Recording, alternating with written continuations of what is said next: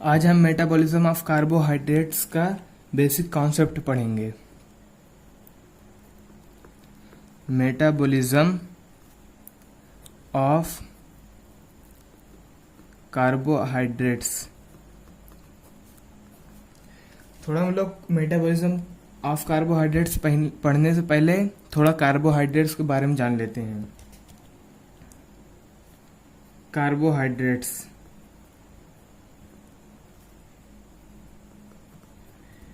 फिर आप लोगों को मेटाबॉलिज्म ऑफ कार्बोहाइड्रेट समझ में आएगा। इसका जो डेफिनेशन है, पॉलीहाइड्रोक्सी डेरिवेटिव्स ऑफ एल्डिहाइड, जिसे CHO से डिनोट करते हैं एल्डिहाइड को, एंड कीटोन, कीटोन को C डबल बॉन्ड O से डिनोट करते हैं। ये कीटोन है और ये एल्डिहाइड है। पॉली मीन्स क्या होगा? Many, many. और हाइड्रोक्सी मतलब OH ग्रुप, यानी इसमें कार्बोहाइड्रेट्स में बहुत सारे OH ग्रुप्स होते हैं जो कि एल्डिहाइड और कीटोन से लिया गया है। इसी का डेरिवेटिव है। जैसे हम ग्लूकोज का स्ट्रक्चर देख लेते हैं, जैसे हम ग्लूकोज का स्ट्रक्चर देखते हैं, CHO OH H H OH, फिर OH H, फिर OH H CH2OH। देखिए इसमें कितना OH ग्रुप प्रेजेंट है। देखिए यही कह रहा है हाइड्रोक्सी, यानी बहुत सारे जो है हाइड्रोक्सिल ग्रुप यानी OH ग्रुप इसमें प्रेजेंट होते हैं, जो कि डेरिवेटिव है एल्डिहाइड और कीटोन का। ये ग्लूकोज का स्ट्रक्चर है, इसे डी ग्लूकोज कहेंगे। डी ग्लूकोज क्यों है? क्योंकि जो OH, जो पांचवें कार्बन का OH है, ये राइट साइड है। राइट साइड है तो डी कहेंगे, और लेफ्ट होगा तो एल ग्लूकोज कहेंगे। अगर यही OH ग्रुप, इसका ओरिएंटेशन जो है इस तरफ हो जाए, ये OH इस तरफ और H इस तरफ आ जाए, इसे एल ग्लूकोज कहेंगे। L glucose. अभी जो कार्बोहाइड्रेट्स हैं ये थ्री टाइप के होते हैं। पहला है मोनोसैकेराइड,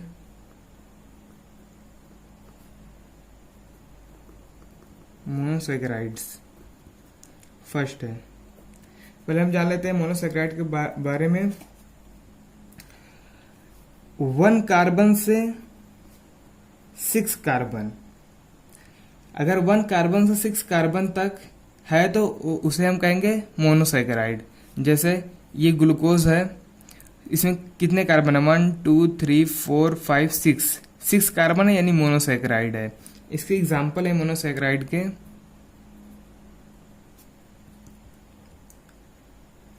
फ्रक्टोज, ग्लैक्टोज और मैनोज। अब ये फ्रक्टोज की कहते हैं क्योंकि ग्लूकोज है, अगर यहीं पे अगर कीटोन ग्रुप लग जाए, यानी ये CHO देखिए एल्डिहाइड लगा है, ये देखिए CHO यानी एल्डिहाइड ग्रुप लगा है, यानी ग्लूकोज है। और यही अगर C डबल बॉन्ड O अगर कीटोन ग्रुप ग्लूकोज में लग जाए और ये CHO हट जाए, ये हट जाए और यहाँ पर कीटोन लग जाए, तो हम लोग कहेंगे फ्रक्टोज। तो ये मोनोसैकेराइड के एग्जांपल, अगर 1 कार्बन 6 कार्बन तक कोई भी मॉलिक्यूल आता है, जैसे फ्रक्टोज है, ग्लैक्टोज है, मैनोज है या ग्लूकोज है, ये सब मोनोसैकेराइड में आएंगे। और फिर इसके बाद दूसरा आता है डाइसैकेराइड,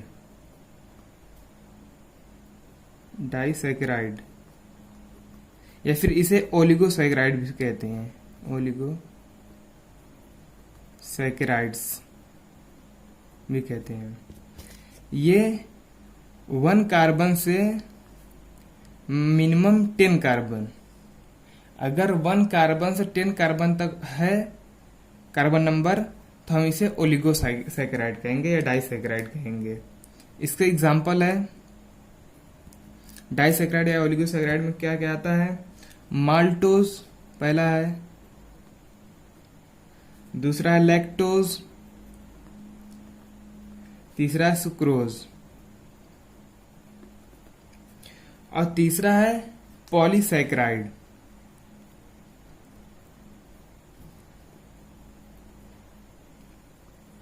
पॉलीसैकेराइड्स। इफ अगर 10 से ज्यादा कार्बन का कोई मॉलिक्यूल है तो उसे पॉलीसैकेराइड कहेंगे। मोर देन 10, अगर 10 से ज्यादा है कार्बन नंबर तो वो आ जाएगा पॉलीसैकेराइड। ये जो पॉलीसैकेराइड है ये दो प्रकार के होते हैं। फर्स्ट होमोसैकेराइड्स, दूसरा है हेट्रोसैकेराइड्स।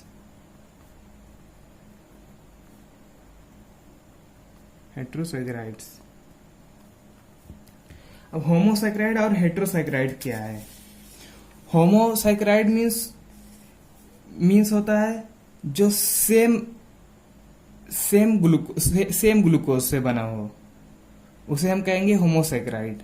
और हेट्रोसैकेराइड से डिफरेंट ग्लूकोज हो, जैसे अगर होमोसैकेराइड है तो सिर्फ ग्लूकोज का पॉलीमर हो तो ये होमोसैकेराइड में आ जाएगा। और हेट्रोसैकेराइड कहें डिफरेंट ग्लूकोज, जैसे माल्टोज हो गया, लैक्टोज हो गया, सुक्रोज हो गया, फ्रक्टोज हो गया, ऐसे डिफरेंट मॉलिक्यूल है तो उसे हम हेट्रोसैकेराइड्स कहेंगे। और होमोसैकेराइड की एग्जांपल है स्टार्च, जो कि प्लांट में पाया जाता है, ये स्टोर होता है प्लांट में। और ग्लाइकोजन, ये भी एनिमल बॉडी में स्टोर होता है। और एग्जांपल है सेलुलोज है, बहुत सारे एग्जांपल है, सेलुलोज है। और हेट्रो का जो है एग्जांपल है म्यूकोपॉलीसैकेराइड्स है, म्यूकोपॉलीसैकेराइड्स है। और वो से ग्लूकोज एमाइनो ग्लाइकेन्स है, ये भी लिख लीजिए आप लोग।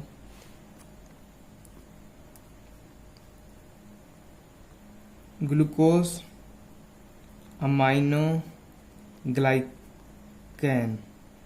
जो पॉलीसैकेराइड है इसका एग्जांपल है ग्लाइकेन, ये बहुत इंपॉर्टेंट है, ग्लाइकेन। और होमोसैकेराइड है तो इसे कहेंगे होमोसैकेराइड्स ग्लाइकेन। हेट्रोसैकेराइड तो हेट्रोसैकेराइड ग्लाइकेन।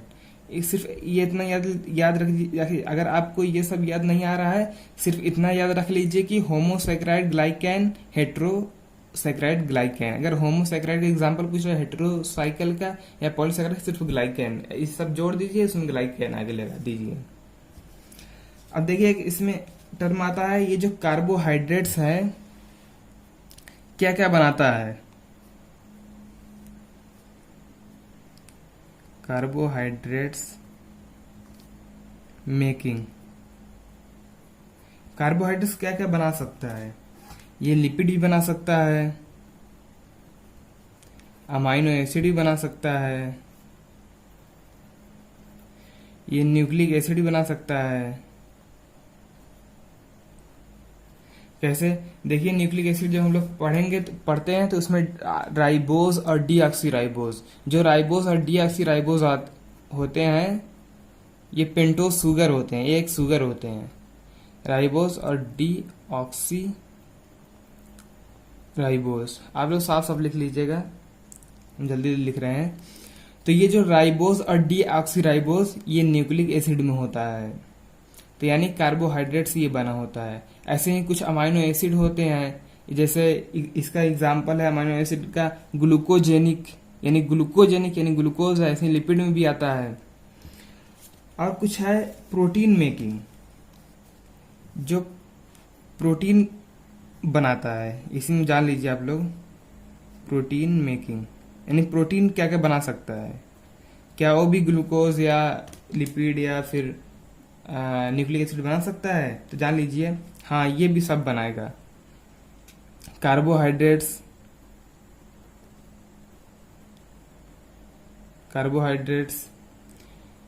लिपिड और न्यूक्लिक एसिड। फॉर एग्जाम्पल, एक टर्म आता है इसमें glucogenic amino acid. 22 amino acid होते हैं, तो उसमें से एक है ग्लूकोजेनिक अमीनो एसिड और एक है ketogenic amino acid. Glucogenic amino acid यानी ग्लूकोज की सिंथेसिस हो रही है, यानी कार्बोहाइड्रेट की, और कीटोजेनिक यानी लिपिड की सिंथेसिस हो रही है, लिपिड सिंथेसाइज हो रहा है, यानी बन रहा है।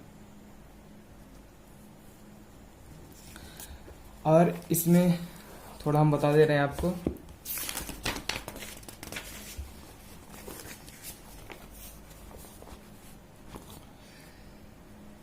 ये देखिए, और हम लोग ग्लूकोज को एक और टर्म से जो है फंक्शनल ग्रुप से उसके डिवाइड करते हैं, on the basis of functional group, on the basis of functional groups. ये जो फंक्शनल ग्रुप है, ये यही है एल्डिहाइड और कीटोन। एल्डिहाइड में CHO ग्रुप और कीटोन में C+O ग्रुप।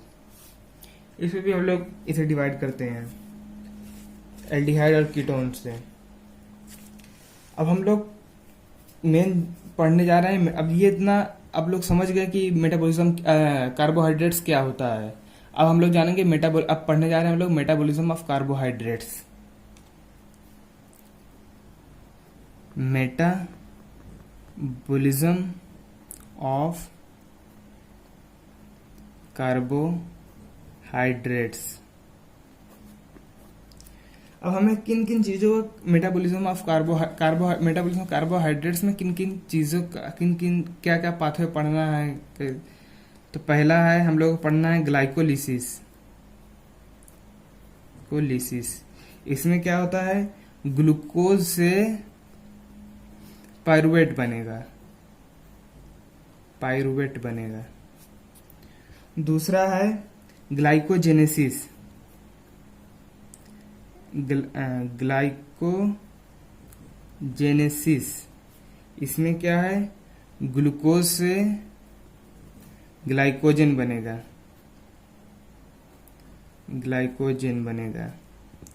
और तीसरा है ग्लाइकोजेनोलिसिस, यानी कि ग्लाइकोजन से ग्लूकोज बनेगा।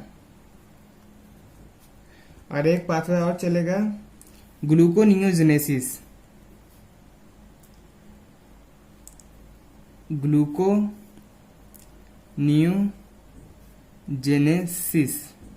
ये ग्लूकोनियोजेनेसिस क्या है, ये नॉन कार्बोहाइड्रेट्स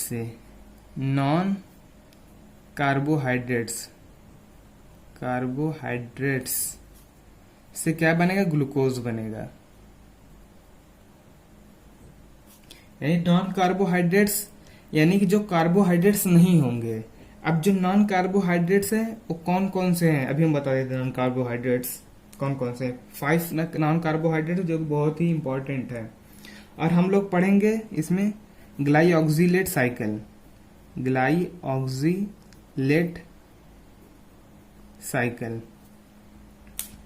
यहाँ ग्लूकोज से एस्कॉर्बिक एसिड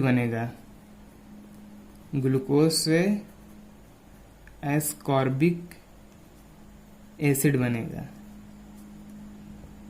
और छठा है HMP, जिसका फुल फॉर्म है हेक्सो मोनोफॉस्फेट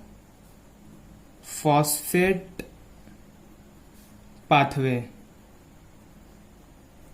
और इसे हम लोग एक और नाम से जानते हैं, PPP, जिसे कहते हैं फॉस्फेट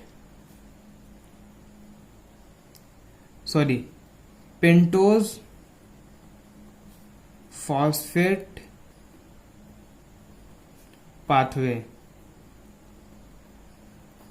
PPP या HMP कहिए। ये हम लोगों को 6 साइकिल पढ़ना है स्टेप बाय स्टेप।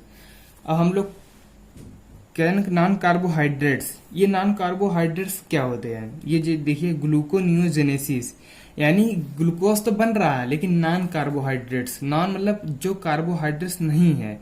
तो कौन किस किस से ग्लूको, देखिए यहाँ से टर्म पता लगाइए। ग्लूको यानी ग्लूकोज की बात कर रहा है, नियो मीन्स न्यू, जेनेसिस माने सिंथेसिस हो रहा, यानी नए ग्लूकोज सिंथेसिस होना नए ग्लूकोज से, नॉन कार्बोहाइड्रेट से।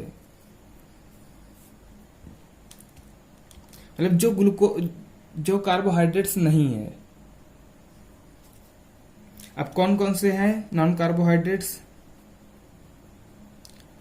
Non carbohydrates,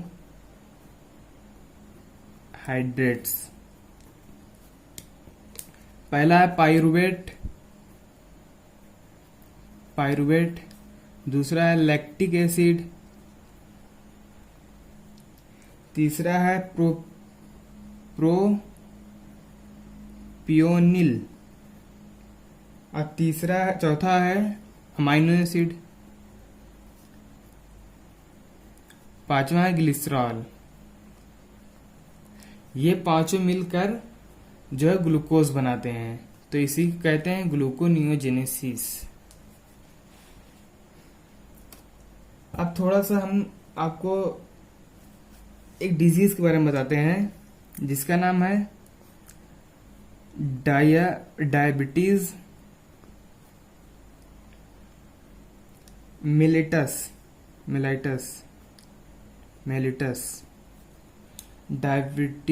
mellitus. इसमें क्या है, स्वीट यूरिन होता है, स्वीट यूरिन। जब हम लोग ग्लूकोज का जो पाथवे चलाते हैं, यानी जब ग्लाइकोलिसिस चलता है, ग्लूकोनियोजेनेसिस चलता है, ग्लाइकोजेनोलिसिस चलता है, जब ये सारे पाथवे चलते हैं, तो अगर पाथवे में कुछ गलत हो जाए, कुछ ऊपर नीचे हो जाए, या ज्यादा हो जाए, या कुछ गड़बड़ हो जाए, तो हम लोगों को एक डायबिटीज और स्वीट यूरिन हो जाता है, यानी ग्लूकोज की मात्रा ज्यादा हो जाती है ब्लड में। तो उससे क्या होगा, एक बीमारी जाएगी डायबिटीज मेलिटस, जिसमें आप जब यूरिन करेंगे, यानी कि जब यूरिन करेंगे तो उसका जो यूरिन होगा वो स्वीट होगा। यूरिन मतलब होता है मूत्र, तो ये जो स्वीट होगा यानी मीठा होगा। अब ये जो हम लोग कार्बोहाइड्रेट्स पढ़ते हैं, वो कहाँ सिंथेसाइज होता है, यानी हम लोग को मिलता कहाँ से है। तो जो कार्बोहाइड्रेट्स लेते हैं हम लोग डाइट्स के थ्रू लेते हैं, और डाइट्स में कैसे आता है, वहां पर फोटोसिंथेसिस चलती है, वहां पर कार्बन डाइऑक्साइड और वाटर की प्रेजेंस में, और जो है लाइट के एब्जॉर्प्शन करता है, तो फोटोसिंथेसिस एक साइकिल चलती है, लोग प्लांट में पढ़ा जाता है, उससे ही ग्लूकोज बनता है। फिर हम लोग वही ग्लूकोज जो है डाइट्स के थ्रू लेते हैं, क्योंकि पेड़ बनाता है, हम लोग वही सब खाते हैं, पेड़ खाते हैं, जैसे कि आलू खाते हैं, उसमें भी कार्बोहाइड्रेट रहता है, सब्जी खाते हैं, सब में ये सब होता है, क्योंकि इन लोग का सभी का फोटोसिंथेसिस होता है और ग्लूकोज बनता है, तो हम लोग को वहीं से ग्लूकोज मिलता है। और अगर जो ग्लूकोज है हम लोगों की ब्लड में ज्यादा ग्लूकोज हो जाए, तो उससे भी बीमारी हो जाती है। जब ज्यादा ग्लूकोज है तो हाइपरग्लाइसेमिया हो जाएगा बीमारी। देखिए, जब ग्लूकोज ब्लड में ग्लूकोज की मात्रा बढ़ जाएगी, ब्लड में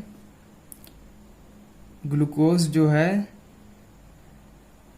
ज्यादा हो जाएगा, तो हम लोग क्या एक बीमारी हो जाएगी जिसे कहेंगे हाइपर ग्लाइसेमिया।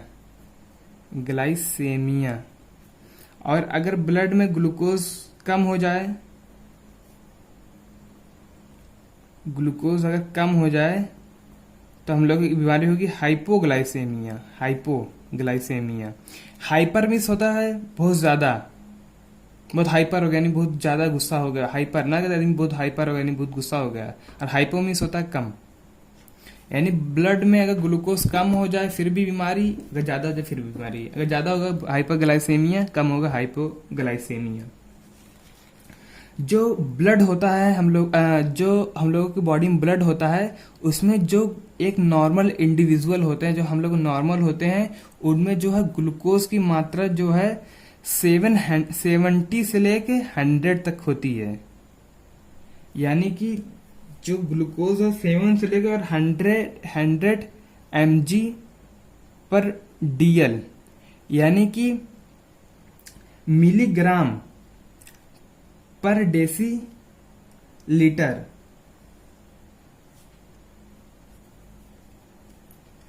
अगर हम लोगों के ब्लड में जो ग्लूकोज पर डेसी, अगर ग्लूकोज हम लोगों को ब्लड में अगर ग्लूकोज 7 से 100 mg DL है, तो हम लोगों का जो है ब्लड में ग्लूकोज मेंटेन है। इसे हम लोग जो है ग्लूकोमीटर से मापते हैं, ग्लूकोमीटर से मापते हैं। अब जैसे कि अगर ये mg/dl क्या है थोड़ा बता देते हैं। mg/dl मतलब है मिलीग्राम पर डेसीलीटर। एक पहले एक ग्लूकोमीटर आता है ब्लड डायबिटीज लोगों को ब्लड शुगर चेक करने के लिए। तो अगर वहां पर बताएगा 7 से लेके 100 तक mg/dl बताएगा उसमें, तो यानी कि एक लीटर ब्लड में 1 ग्राम ग्लूकोज है। और अगर ये जो है 7 से 100 तक mg/dl बता रहे हैं, यानी कि ये मेंटेन है, यानी 1 लीटर में 1 ग्राम ग्लूकोज होगा। लेकिन अगर यही 200 बता दे, ये 200 बता दे या 300 बता दे या 500 बता दे, 500, अगर ये इतना बता रहा है mg/dl, अगर ये भी बता रहा है mg/dl, ये भी mg/dl, ये mg, यानी 200 mg/dl या फिर 300 या फिर 500 mg/dl, यानी कि 1 लीटर ब्लड में 200 mg, यानी कि 2 ग्राम शुगर बढ़ गया, 2 ग्राम। अगर 300 हो, ये 300 बता रहा है, यानी 3 ग्राम बढ़ गया। अगर 500 बता रहा है, यानी 5 ग्राम। लेकिन अगर 1 लीटर ब्लड में 1 ग्राम mg/dl है, तो हम लोग का जो है ब्लड शुगर मेंटेन होगा। लेकिन अगर 200, 300, 500 हो जाएगा, तो हम लोगों का जो है बीमारी हो जाएगी। यही हाइपोग्लाइसीमिया, हाइपरग्लाइसीमिया, ये सबसे ज्यादा पाया जाता है डायबिटीज जिनको होगी उनमें पाया जाता है। जो हमारा जो लिवर होता है, ये बहुत बढ़िया एक की रोल निभाता है, एक की रोल कहते हैं, बहुत बढ़िया रोल निभाता है।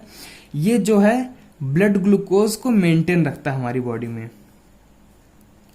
ये हमारी जो लिवर है, ये जो है मेंटेन करता रहता है ग्लूकोज का हमारे ब्लड में। बस आज के लिए यही है। अब कल से हम लोग step by step, first of all हम लोग पढ़ेंगे ग्लाइकोलिसिस, फिर ग्लाइकोजेनेसिस, फिर ग्लाइकोजेनोलिसिस, फिर ग्लूकोनियोजेनेसिस, ग्लाइकोजिलेट साइकिल, HMP।